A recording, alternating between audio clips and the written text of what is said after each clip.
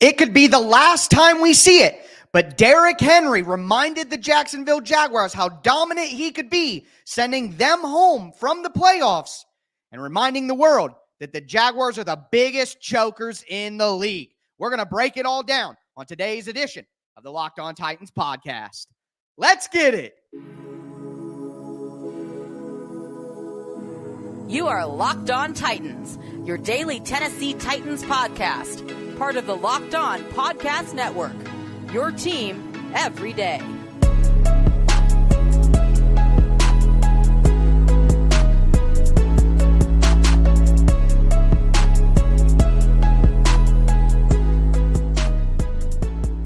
Welcome to the Locked On Titans podcast. I am your host, Tyler Rowland. Titans fans, today's victory recap edition of the Locked On Titans podcast is brought to you by FanDuel Sportsbook. Make every moment more. Right now, new customers get $150 in bonus bets with any winning $5 moneyline bet. That's $150 if your team wins. Visit FanDuel.com/LockedOn to get started. The Tennessee Titans absolutely bully the Jacksonville Jaguars out of the playoffs, led by, of course, who else?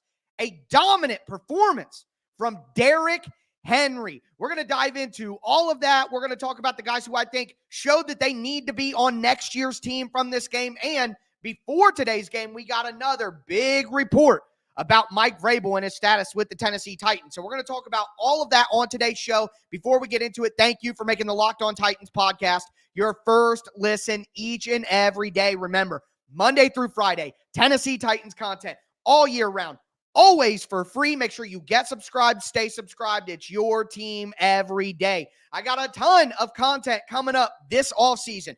$85 million in cap space, 8 draft picks, 1 in the top 10. We got so much to discuss with the offseason ahead, so make sure you stick with me here. But first and foremost, a lot of you guys know my feelings about this game, and we'll get to that in a second. But if this is the last game that we see Derrick Henry as a Tennessee Titan, what a perfect way for him to go out. 19 carries, 153 yards. We saw a 69-yard run, so we saw Derrick Henry break the big one once again, had the touchdown run as well. If you needed another reminder, Derrick Henry owns the Jacksonville Jaguars. He is their father, okay? And going further than that, all credit to Derrick Henry, who took the microphone after the game and said that with the Titans was the best 8 years of his life. So more than anything else, I know this is very important to a lot of people. Derrick Henry got the send-off that his career deserved. Derrick Henry was amazing in this game. He looked like peak classic Derrick Henry. This is exactly what a lot of Titans fans wanted to see. A win to knock out the cruddy Jacksonville Jaguars, who the Titans have owned, and Derrick Henry being the star of the show while it happened. I mean, I know there are a lot of you out there who could not have scripted a better performance, okay? And Henry wasn't alone as someone who really balled out in this game. But we're going to talk about that when we get into Tighten Up, Tighten Down later in the show. Now, I want to focus on this win. So what I want to say here is more of an overall opinion of Jacksonville. Like, what absolute chokers, man. Jacksonville literally are the sons of the Titans. Like, the Titans own Jacksonville. Their best season in franchise history, they went 14-2 in the regular season. Who were the 2 losses to? The Titans. Who knocked them out of the playoffs? The Titans. I mean, last year the Jags won. You could bring that up, but they barely won with a controversial fumble call against Josh Dobbs and the JV Titans. I mean, give me a break. The Titans own Jacksonville. They are the biggest chokers in the NFL. It is unbelievable. They came into the season with all these expectations, and Trevor Lawrence is this, and blah, blah, blah, blah, that. Doug Peterson was a moron on that 4th down on the goal line. He should have do a QB sneak on 3rd down, and if you don't get it, then you pass it. He did the opposite and blew every chance for his team. Not only that, but how bad was Trevor Lawrence? Imagine being a Jaguars fan right now, Titans fans. You thought that this year was your year to dominate the division. You thought that Trevor Lawrence and Doug Peterson were going to take over this division and run it for the next decade. And instead, you are choking dogs who aren't even going to the playoffs. And Lawrence looked like a bum. Lawrence wasn't even better than Ryan Tannehill. I mean, my God, how depressing and disappointing must this be for the Jacksonville Jaguars? I mean, absolutely absurd choking going on. That was embarrassing how bad they played. I mean, I could not imagine being a Jaguars fan and thinking that they were about to do something this year, and then this happened. I mean, they might not even be able to give an extension to Trevor Lawrence after the season with how terrible he was. Like, you can't give Trevor Lawrence a $250 million extension after this season he just put out there. What a choker.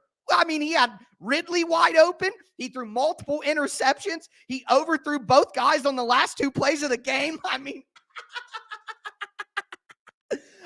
I'm not happy about the result here. I'm not going to lie to you. I wanted the Titans to secure a better draft pick or at least give themselves a chance, but they are going to have to add a lot of extra L's to Duval. Put more L's on it. I mean, I'm going to call him Trevor Lawrence, because that L in his name needs to be added to Duval, okay? My God, what choking dogs. That was unbelievable. That was unbelievable, man. Absolutely insane. More than that, though, listen, I don't want to focus too much on the negativity here. I put out my 1-minute reaction video. You guys who are my everydayers who have been listening to this show, you guys know that I would have liked the Titans to lose this game. All right, and give themselves an ability to move up in the draft. That ability is gone now. The Titans will pick number 7. Hear me now. The Titans will pick number 7. The Jets won against the Patriots, so the Titans can't drop down to 8.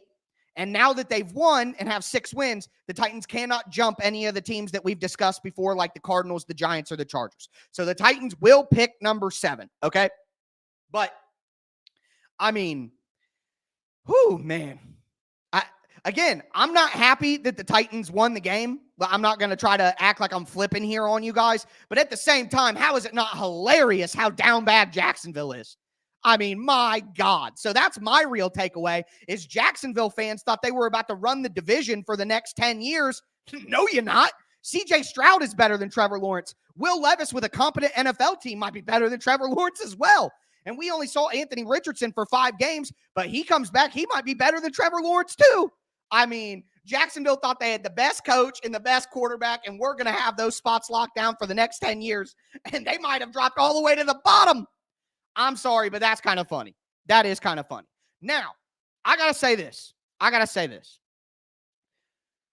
This makes it much more difficult for us to feel confident that the Titans get one of those left tackles. All right. So while we can have our fun poking fun at Jacksonville, they're going to get a better pick in the draft now. The Titans got a worse pick than they maybe could have had depending on what happens at the 4:00 games. So this has the potential to maybe not be as good of a feeling in the future as it is right now for a lot of you guys. That is the reality that we have to accept here. Because what I do want to say is if you're somebody who is outright celebrating the Titans winning this game, you have no right to complain about the offensive line next year if the Titans don't get one of those left tackles. If the Titans have to sign a mid-veteran free agent left tackle and try to put some duct tape over that problem when they've had the worst left tackle position in the NFL for 2 years running, if you're somebody who wanted the Titans to win this game and you're celebrating them winning this game, you have zero ability and zero right to complain about the offensive line next year, period. You have no voice in that matter. It's like complaining about politicians when you don't vote. You know what I mean? If you wanted it to be this way, then this is on you. Because Joe Alt and Ola Fashanu, there is a great chance that ain't happening. And I am no way taking Fuaga or Latham or Mims. No way I'm taking any of them at 7. Not a chance. No way am I taking OT 3 or 4 or 5 at 7. Not happening. So the Titans could still get those guys. We don't know how the draft is going to play out, but you cannot deny the fact that the Titans' odds of getting a stud left tackle to solidify this franchise for the next decade, that has gone way down. Way down. Way down. So if the Titans sign some mid-tier veteran free agent left tackle and he gives up 15 sacks next year, you have no right to complain about it if you wanted to win this game, because this is what you wanted. All right. You wanted short-term glorification instead of long-term success. That is what you chose. You win your Twitter arguments. You get to cook Jags fans throughout the all season, blah, blah, blah, blah, blah. But when next year comes around and the Titans O-line is terrible again, and Joe Alt and Olaf Fashanu are on different teams, think about that. Just think about that. Now, I do want to also acknowledge that all of the three teams that the Titans needed to win today, they could all lose, and then it wouldn't matter, and then I'm a moron. So, hey, if that happens, we'll cross that bridge when we get there, but I'm not going to wait for that to happen because the Titans are locked into the number 7 seed, so waiting on the 4 o'clock games and all that, not doing that anymore. But we got a lot to talk about in this game because there are a ton of players who balled out in this game, and they need to be back on the 2024 Tennessee Titans, so we're going to dive into that in just a moment.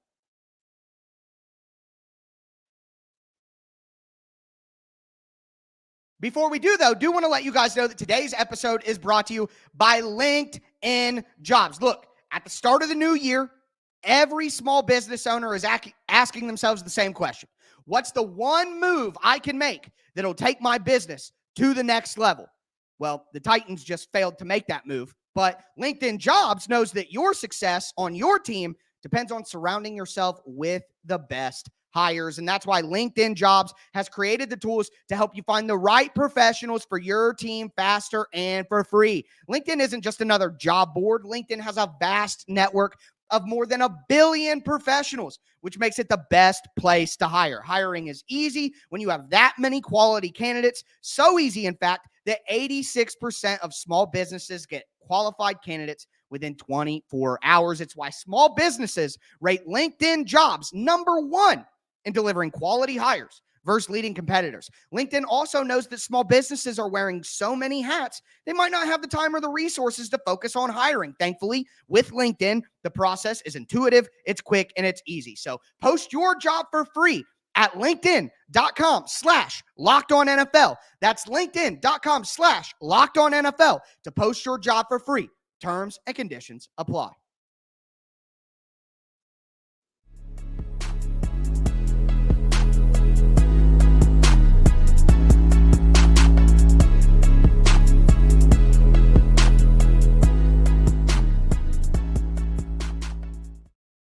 Titans fans, let's continue today's victory recap edition of the Locked On Titans podcast. Last game of the season for the Titans. They literally physically bully the Jacksonville Jaguars out of a playoff spot.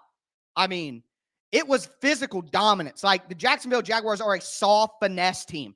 They have always been a dumb, soft football team, and that's what they look like again today. So I know that there are a lot of you who are taking a lot of joy in that, but the Titans win 28-20. And outside of kind of the overarching point about Jacksonville and about the Titans' future, there were a lot of players in this game who really did some good things. There are, again, while I get it, I'm being negative about the result of the game, but I have been as optimistic as any Titans content creator about 2024. I am as optimistic as possible about what the Titans can do next year with $85 million in cap space, which obviously that'll fluctuate a little bit, and we'll talk about that as the all season continues. I'm going to go over salary cap. I'm going to go over who they should cut. I'm going to go over free agency. I'm going to go over the draft, all that stuff, all off season long. So again, make sure you make the Locked On Titans podcast your first listen each and every day. It's your team every day here on the Locked On Podcast Network. But not only am I excited about the cap space, about the draft capital, about the offseason maneuverability, I'm excited about a ton of the players the Titans have on the team that can be used next year. Number one, if we're doing tighten up, tighten down, of course I got to give credit to Derrick Henry. I just did 19 carries, 153 yards, 1 touchdown, the greatest running back in Tennessee Titans history, an absolute stud and an incredible performance to send him off. But even if Derrick Henry isn't back next year, and that's a conversation we will have at a later date when we start getting into roster construction. Even if Derrick Henry isn't back next year, did you see Tajay Spears today? Did you see Tajay Spears today? 3 carries, 25 yards and a touchdown. Had 3 catches, 41 yards and a touchdown. Tyjae Spears is an RB1, folks. Okay? And all of you guys who were like, no, he's got no ACL in his knee, blah, blah, blah. I told you immediately when he was drafted, this is a good pick. Who cares about an ACL? He's a baller without one. So, Tyjae Spears, RB1, baby. Like, how could you not be excited about what he can do? Okay? Huge. Tyjae Spears is awesome at football. So, love that. Not only that, but did you see DeAndre Hopkins? 7 catches, 46 yards, and a touchdown. Honestly, Hopkins should have had 2 more catches and about 20 more yards if Ryan Tannehill wasn't mid. So he might even be worse than mid now. You know what I mean? Tannehill had some terrible passes in this game that were way off the mark, and 2 of them specifically that stick out in my mind about Hopkins. So Hopkins has to be back. And for $15 million, yeah, DeAndre Hopkins should be back. So Spears, Hopkins, and Chig Okonkwo. Chiggy turned it on at the end of the season, man. It was a slow start to the year. No doubt about it. Slow start to the year for Chig Okonkwo. But he had 2 catches for 36 yards in this game. Clearly a playmaker. He's over 500 yards, over the catches that he had last year. I mean, Chig, with the slow start to the season, for him to end up with the stat line that Chig Okonkwo had at the end of the year, I mean, I don't know how Titans fans can be anything but happy about what Chig Okonkwo can do for this team going forward. He had the drop on 3rd down and long, whatever. Come on, he's cleaned up the drop issues at the back half of the season. So loved seeing all of that. I mean, on offense. And then another name on offense that I am going to take a victory lap. All right. I'm taking a victory lap. Peter Skoronski is a beast. He absolutely dominated the Jacksonville Jaguars in this game. I mean, Peter Skoronski dominated. So, why'd you pick a guard at 11? He hasn't played well the last. You're an idiot. You're a moron if you doubted Peter Skoronski. Period. Okay, he had a mid-season core muscle injury where he lost nearly 20 pounds and zapped himself of his strength in the middle of his rookie year when he was changing positions from college next to the worst pass-blocking left tackle in the NFL, regardless of who it was, and the worst pass-blocking center in the NFL, regardless what it was. Peter Skoronski was the best offensive lineman in that draft, and the Titans got him at 11. If you have been doubting that pick or criticizing that pick because he had a couple of down games the last week, what did you forget the middle of the year when he went a whole entire month without giving up a sack and only gave up 2 pressures, and then he dominated a division rival out there today? I mean, literally at the beginning of the game, the Titans were just like, let's run behind Pete. One time on Derrick Henry's touchdown run, Peter and Derrick Henry were symbiotic the way that they were working together. Henry faked the cutback and went back outside, and Peter was moving back and forth. I mean, my God, it was poetry. Peter Skoronski was poetry in that game. I mean, woo! So you want to look at Hopkins, you want to look at Tyjae Spears, you want to look at Chig Okonkwo, you want to look at Peter Skoronski.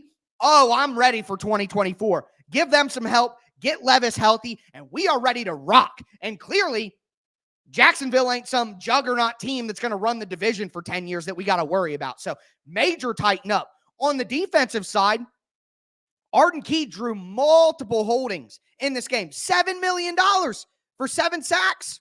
Woo! Arden Key coming back next year. Harold Landry turned into a top 20 edge rusher after the bye week. He is back. Roger McCreary is one of the best slot cornerbacks in the entire NFL. Sean Murphy-Bunting. Hello. Did you see Sean Murphy-Bunting making tackles behind the line of scrimmage? Did you see Sean Murphy-Bunting making plays on the ball? He had an interception in this game. I mean, Sean Murphy-Bunting has his ups and downs, but he is a solid, cheap number 2 cornerback. He had 8 tackles. He had a tackle for loss. He had a pass defended. He had an interception. I mean, Azeez Al-Shire, I have criticized for the missed tackles, for the coverage stuff, for getting out of position. But for $5 million, he's a fine replaceable level linebacker. So you see Otis Reese making 5 tackles, got hurt in this game, but Otis Reese is someone who they can bring back and develop as an UDFA. They brought in Kevon Wallace in undrafted free agency at safety, and he's been their second best safety all year behind Amani Hooker. So, I mean, again, I would have liked the Titans to lose and give themselves a chance to move up in the draft order. I would, but don't let that distract you from the fact that there is a ton of optimism to have about this football team. Absolutely a ton of optimism to have about this football team.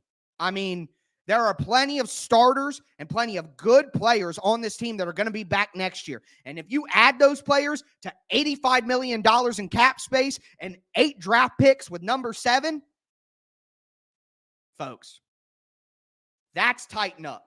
So that is a big tighten up for me. You want to talk tighten down? You want to talk about tighten down? Well, we got even more reporting about Mike Vrabel. So I'm going to talk about the recent Mike Vrabel news. Also talk about who I expect or will realistically want the Titans to get in the draft now that they do have pick number 7 for sure. So we're going to get into all of that in a moment.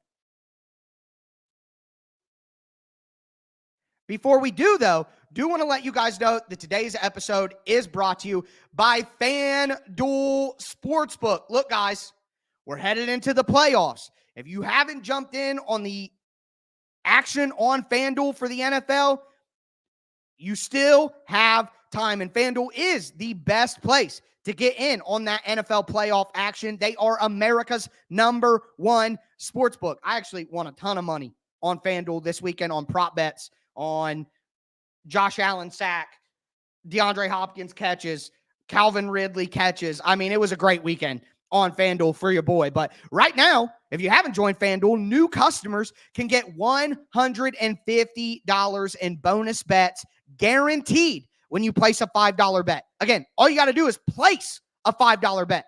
Win or lose, you're going to get $150 in bonus bets. The app is super easy to use. You could bet same game parlays, overs and unders, money lines, spreads, all that stuff. So make sure that you visit FanDuel.com/lockedon and make your first bet a layup. It's FanDuel, official partner of the NFL.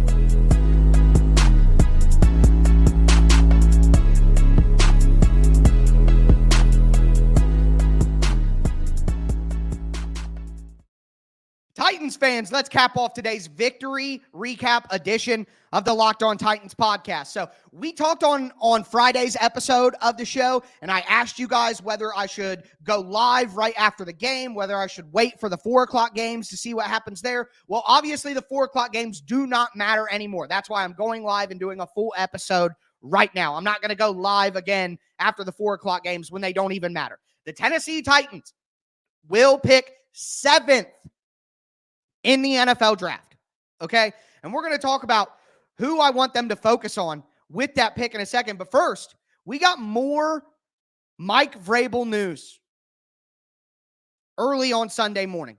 And yes, it's the same sort of story. Mike Vrabel may be unhappy with the situation in Tennessee. Would he want to leave? Would he want out? Blah, blah, blah, blah, blah. All the same stuff.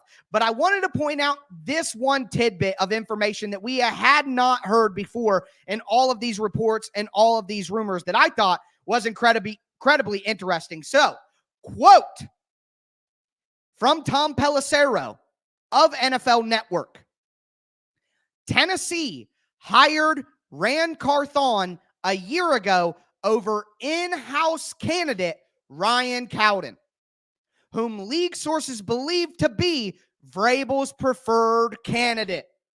Former NFL executive Michael Lombardi, who worked for the Patriots and has close ties to Vrabel, mentor Bill Belichick, recently said on his podcast there are real issues between Vrabel and the front office, adding they want to keep Vrabel, but I think Vrabel's not happy with the setup. Okay, I don't care about what Mike Lombardi said. We've already talked about that. But this line right here: Tennessee hired Carthon a year ago over in-house candidate Ryan Cowden, whom league sources believe to be Vrabel's preferred candidate. So if that is to be believed, and again, you don't have to believe it. We all get to choose what reports and rumors we personally believe in the media. Okay, that's your choice. All right. But if Mike Vrabel wanted an in-house candidate to take over at GM, who was just a J-Rob assistant, then what are we doing? What are we doing? Imagine if last year at this time, when the Titans were looking for a general manager, the Titans hired from within. When all of you guys were screaming for an outside hire. Imagine. Rand Carthon came in and modernized the front office. He added analytics people. He added a structure that is more conducive to the best front offices in the NFL, with a main general manager and then 2 general managers over different aspects of the front office. Imagine if Mike Vrabel got his yes man in Ryan Cowden and the Titans made 0 changes to the front office other than just firing John Robinson. Mike Vrabel wanted a yes man. Mike Vrabel wanted a yes man at general manager. He wanted to hire John Robinson's assistant and just stay the course of what this team has been doing in the front office for the last 25 years with no analytics people whatsoever. The Titans were the least analytically inclined franchise in the NFL for the last 5 years, battling with the Washington Commanders. Is that where you want to be when Jesus comes back? No.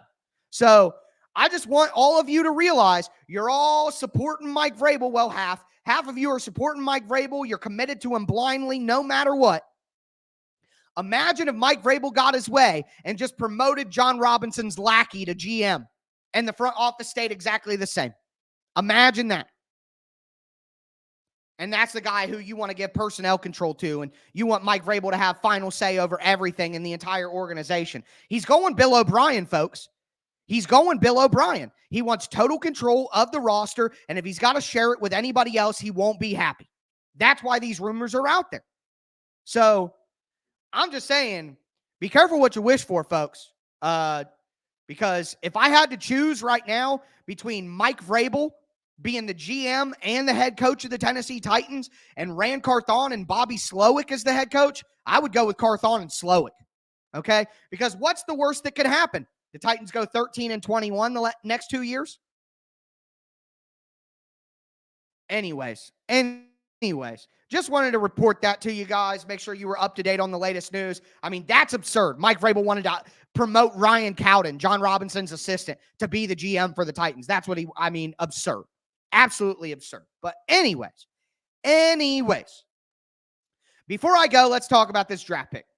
So I do not believe, with all of the teams that are in front of the Titans, I do not personally believe that the Titans are going to get Ola Fashanu or Joe Alt. I don't believe that.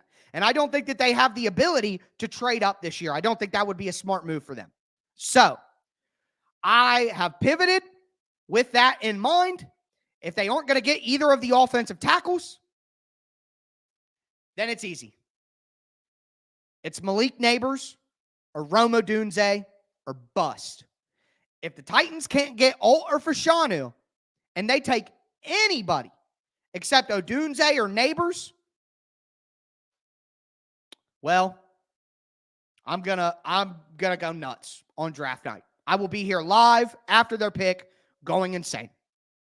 Like, if they miss out on the top 2 tackles and then they reach for Latham or they reach for Fuaga, Latham, Fuaga, and Mims are right tackles. That does not solve the left tackle issue. And you're going to take a guy who's you're going to take OT4 or OT5 and move them to left tackle and think that the position is solved? No. Okay? If you can't get Ola Fashanu or Joe Alt at pick number 7, then you draft a wide receiver. You draft a wide receiver and you don't look back. And then you go get another offensive tackle in round 2 and hope that at least gives you the ability to solve right tackle. Okay? So it's simple to me. Again, it is very simple. At pick number 7, if both the offensive tackles are gone, it is Malik Neighbors or Rome Odunze or bust. Some of you guys are saying Brock Bowers. I get it, but I'm sorry. I am not drafting a tight end that is not a dominant run blocker at number 7. I'm not doing it. I would much rather go with the 2 wide receivers. Now, if for some reason both the offensive tackles and all three of the top wide receivers are gone, which I guess insane. That would mean only one quarterback went in the top 6, which isn't happening. So I guess then yes, you could pivot to Brock Bowers. I would still take Brock Bowers over a cornerback or an edge rusher. So that's how I feel there. But I'm sorry, at this stage, it is Rome Odunze or Malik Neighbors or bust at number 7. And you know what? I can live with that. Now, that means that it'll probably take another year and another offseason to fix left tackle. But at least they got a stud at wide receiver. So I will find some solace in that. But let me know down below, if the 2 offensive tackles are not there, who do you want? Do you want Rome Odunze? Do you want Malik Neighbors? Do you want Brock Bowers? Or would you go defense with like Dallas Turner or Kool-Aid McKinstry? Let me know down below, guys. But that is going to do it for me today. We got so much all-season content. This Mike Vrabel stuff is going to play out over the next few days. Oh, man. It is a perfect time to subscribe to the Locked On Titans podcast. But that is, of course, going to do it for me today. Folks, man, the Jaguars are absolute choke artists. That is hilarious. But with that being said, that's going to do it for me today, folks. As always, I am your host, Tyler Rowland, and this was Locked On Titans.